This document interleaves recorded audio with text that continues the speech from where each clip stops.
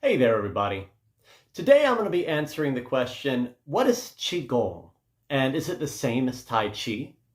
A very interesting question because they do sound similar when spoken in English. Let's look into that.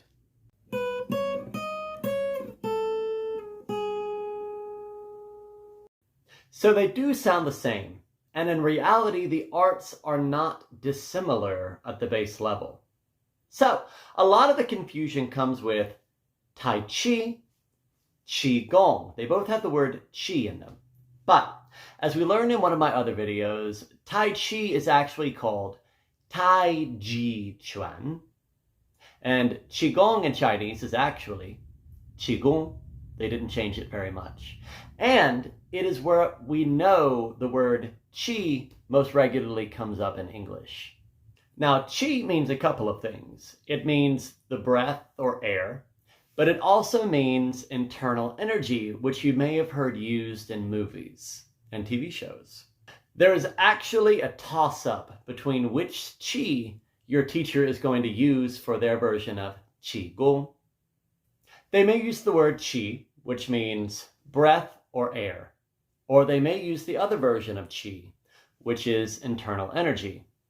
What you will notice from the second word Qi is it looks very similar to the first word of Qi, but there's a little spark underneath. And I thought that was a very clever wordplay by those who made these symbols, because the Chinese realized that the internal energy is the spark underneath the breath.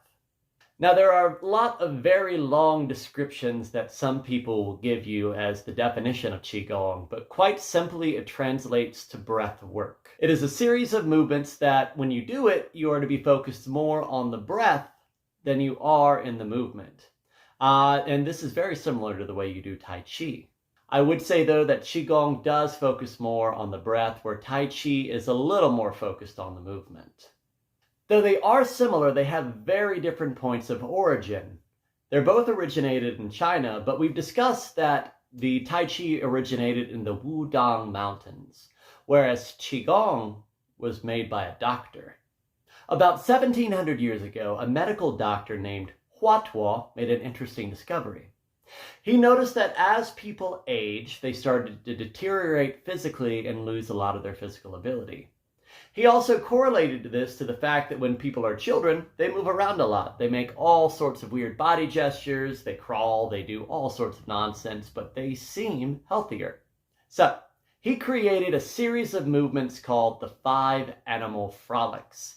In these series of movements, on top of coordinating your movement with your breath, you imitated animal movements that allowed you to twist and turn and stretch and move up and down and kind of get your body moving. It was a wonderful series of exercises. Now, one might argue in this case that correlation does not prove causality, but what he created has helped a lot of people.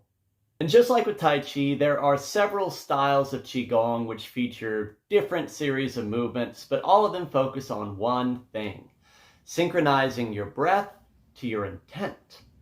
The movements of Qigong and Tai Chi have a similar quality to them, but the movements of Qigong are notably less combative.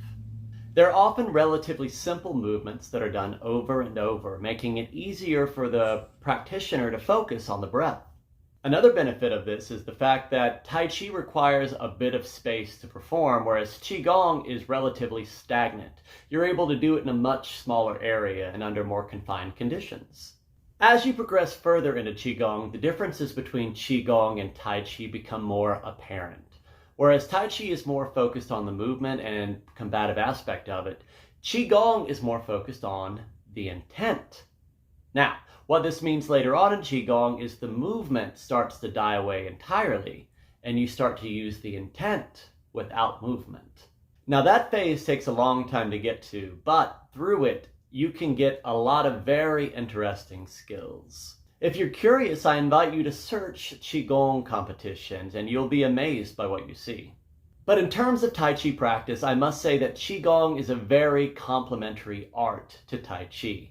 It's useful for a person to practice both simultaneously. One helps the other. And it doesn't really matter what order you start in. If one calls to you more than the other, try that out first, learn a little bit, and you'll be pleased with the results. Thank you for tuning in. If you have any questions, please feel free to send them to me and I would be happy to answer them. Otherwise, like and subscribe, and I will see you next time.